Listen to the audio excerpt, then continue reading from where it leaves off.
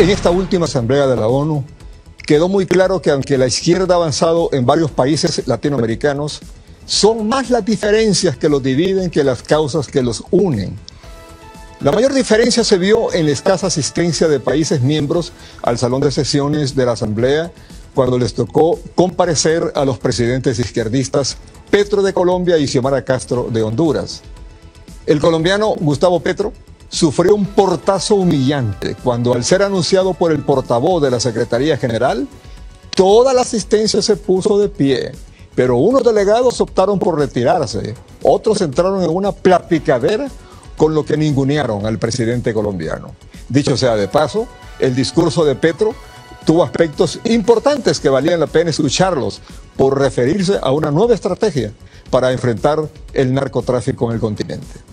La parte más triste le correspondió a la presidenta de Honduras, doña Xiomara Castro, que al momento de leer su discurso se encontraba prácticamente solitaria, con unas poquísimas personas en el salón que a lo sumo eran miembros de la delegación hondureña que fueron sentados en forma dispersa para no dejar en cero a la presidenta hondureña.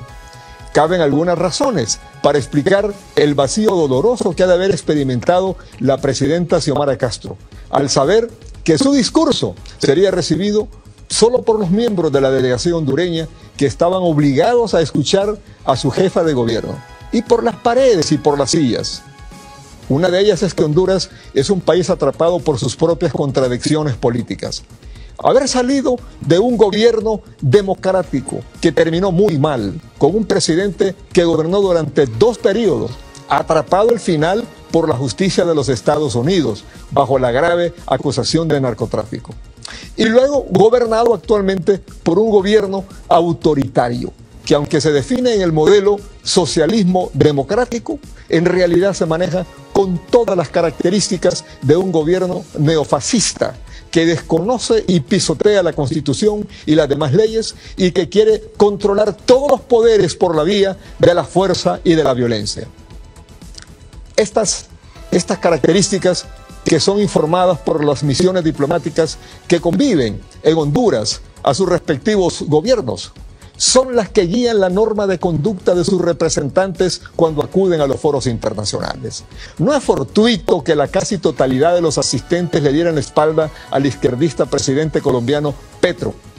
luego que su hijo confesara que recibió dinero del narcotráfico para sufragar la campaña presidencial de su padre, el actual presidente Gustavo Petro. No es fortuito.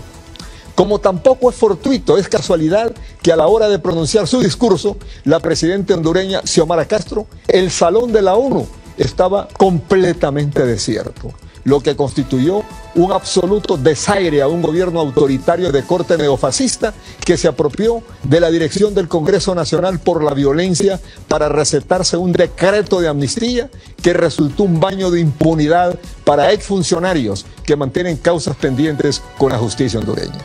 Un gobierno que controla el poder judicial y que ahora se desvive por elegir a un nuevo fiscal general que esté bajo el mando del partido de gobierno. Un gobierno que ha logrado permear los altos mandos militares y que ahora se esmera en destruir el sector empresarial privado. Todos estos elementos son de pleno conocimiento de los delegados de los países miembros de las Naciones Unidas. Sin embargo, una gran cantidad de países del Pleno de la ONU son de tendencia izquierdista y, sin embargo, no hicieron causa común solidaria para acudir al salón y acuerpar con su presencia a la presidenta hondureña Xiomara Castro. Esto puede explicarse por el extraño desencuentro que se observa entre los gobiernos de izquierda de Colombia y Chile, de Nicaragua y Chile. Los dardos fulminantes que el presidente Boric de Chile le lanza al dictador Daniel Ortega de Nicaragua por las atrocidades contra los derechos humanos pudieran entenderse si provinieran de otro país antagónico en pensamiento, igual que las pullas que se disparan Petro y Ortega, como antes ocurrió de Boric contra Bukele, y la calificación de Pinochetito que Ortega le dedica a Boric.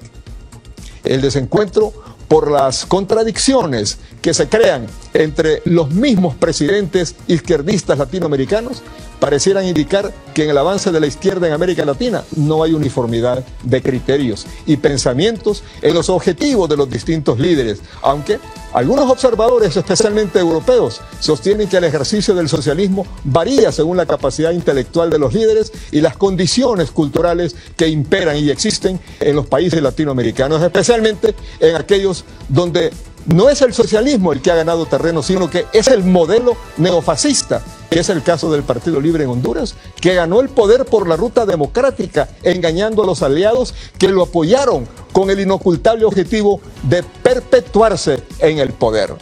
No es extraño que el Salón de la ONU estuviera casi completamente vacío cuando le tocó hablar a la presidenta Xiomara Castro, y doña Xiomara sabía con anticipación que al leer su discurso le hablaría el salón, donde la audiencia serían las grabadoras, las paredes y las sillas. Por lo tanto, no tendría repercusión, porque en el vacío su discurso no le generaría ninguna reacción internacional, lo que le ahorraba el disgusto de alguna crítica del exterior. Esa es la gran ventaja de hablarle a las paredes y a las sillas.